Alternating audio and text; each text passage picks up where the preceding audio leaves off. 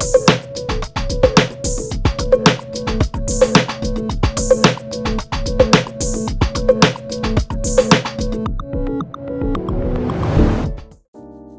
selamat datang di channel Kang Santai.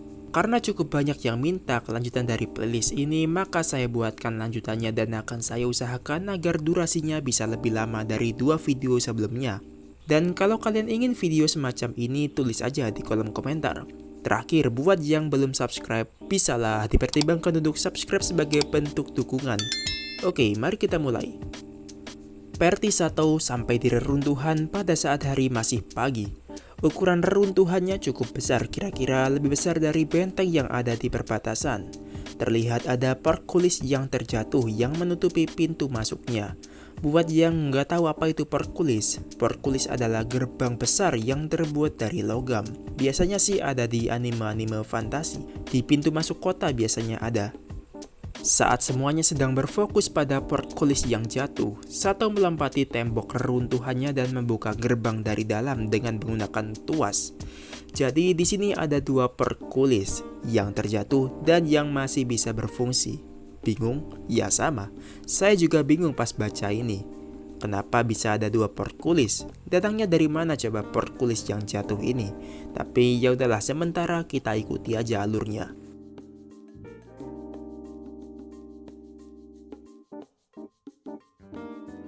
Ketika Sato melewati tembok reruntuhannya, dia merasakan seperti ada penghalang yang hancur sebagai imbas dari dirinya yang melewati penghalangnya. Jadi ceritanya reruntuhannya dilindungi sama penghalang, barrier gitu. Mereka lalu makan siang ringan dan mencoba untuk mengeksplorasi sekeliling.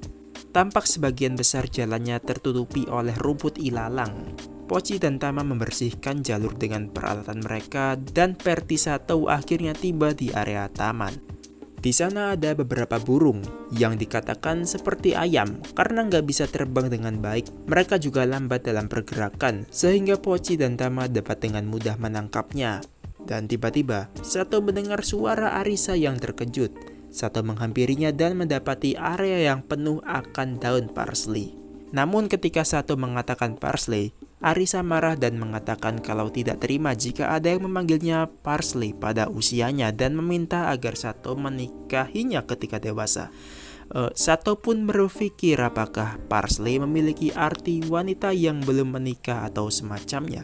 Tapi saat Sato berpikir, Arisa masih bersikuku dan kini malah menambahkan Lulu ke dalam daftar wanita yang harus dinikahinya nanti. Sato dengan enteng mengiyakan dan mengatakan kalau dia akan mempertimbangkannya jika dalam 10 tahun ke depan Arisa masih single. Lulu yang sedang berada di dekatnya bergumam betapa baiknya. Sato bisa mendengarnya karena memiliki skill keen hearing. Dan kemudian Lulu menatapnya sambil bertanya, dapatkah dirinya juga? Sato pun mengatakan hal yang sama seperti yang dikatakannya pada Arisa. Jika dalam 10 tahun Lulu masih single, maka Sato akan mempertimbangkannya. Sato merasa terbawa suasana karena memberikan jawaban yang tidak bertanggung jawab. Dia merasa bersalah karena melihat senyuman lebar di wajah Lulu. Kelihatannya pernikahan dengan 2 pasangan legal di negara itu, tapi Sato nggak yakin kalau dirinya akan tetap berada di dunia itu selama 5 tahun, apalagi 10 tahun. Sato berpikir bahwa dirinya datang ke dunia ini secara tiba-tiba dan kemungkinan dia akan kembali dengan tiba-tiba juga. Di samping itu, dirinya juga bukannya nggak punya keterikatan dengan dunia lamanya, tapi setidaknya dia ingin mengirimkan surat kepada teman dan keluarganya. Jadi dia ingin pergi ke Kekaisaran Saga ketika rencana masa depan semuanya telah selesai. Kenapa Kekaisaran Saga? Karena Kekaisaran Saga merupakan lokasi yang dapat memanggil hero dari Jepang. Sato berpikir jika sihir dapat memanggil dan mengirimkan balik seseorang, mungkin dirinya akan dapat mengembangkan sihir yang dapat membuat dirinya dapat berpindah dunia dengan bebas dalam 10 tahun ke depan. Sato juga berpikir bahwa baik Arisa maupun Lulu tidak mungkin masih single dalam 10 tahun, jadi nggak akan ada masalah. Tapi Lulu yang sedang berada di sebelahnya bergumam tentang menjadi pengantin sambil senyum-senyum sendiri. Sato hampir ke bawah suasana tapi untungnya masih bisa menahan diri. Lisa juga tiba-tiba datang dengan laporan bahwa ada kecurigaan tentang keberadaan perangkap. Sato mengikutinya dan tampak ada air mancur di tengah hamparan rumput. Dengan tidak adanya reaksi dari skill trap detection miliknya, Sato merasa bahwa semuanya aman. Pochi dan Tama muncul dan membersihkan jalanan yang menuju ke air mancur itu. Mia datang dengan membawa seledri dan brokoli. Sato lalu memutuskan bahwa untuk makan malam, mereka akan membuat rebusan brokoli. Para gadis Beastfolk mendapatkan 3 kambing dari sekitar air mancur itu dan Nana membawa ayam kecil, seperti yang dijumpai Pochi dan Tama tadi. Sato merasa bahwa lokasi ini cukup damai untuk ukuran lokasi yang seharusnya merupakan sarang monster. Mereka lalu menuju ke aula dari reruntuhan benteng itu. Mereka mengeksplor tanpa khawatir pada siang hari karena Andit hanya muncul pada malam hari. Ada beberapa kerangka prajurit yang berserakan, skeleton gitu. Kemungkinan pada malam hari kerangka itu akan bergerak sendiri.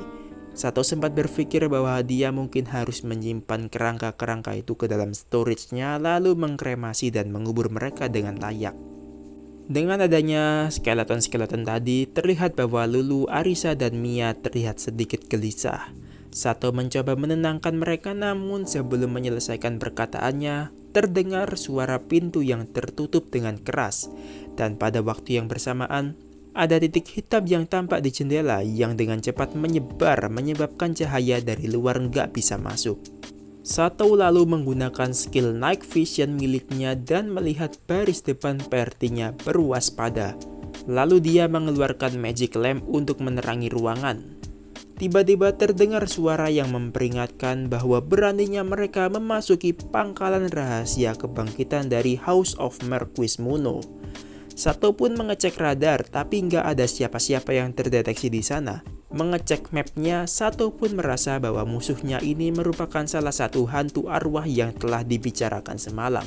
Berada di lantai 3 bawah tanah, namun karena makhluk ini tidak ada di map saat mereka pertama datang ke reruntuhan benteng ini, Sato nggak tahu dari mana ini munculnya.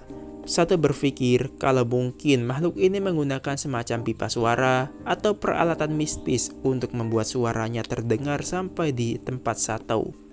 Perlu diingat, lokasi PRT Sato saat ini ada di ground, sedangkan makhluk ini ada di lantai 3 basement. Lalu muncul lagi suara yang mengatakan bersiaplah untuk menjadi pondasi dasar kebangkitan House Marquis di tangan para prajurit. Maksud pondasi dasar ini apa? Saya juga kurang tahu, mungkin tumbal atau semacamnya.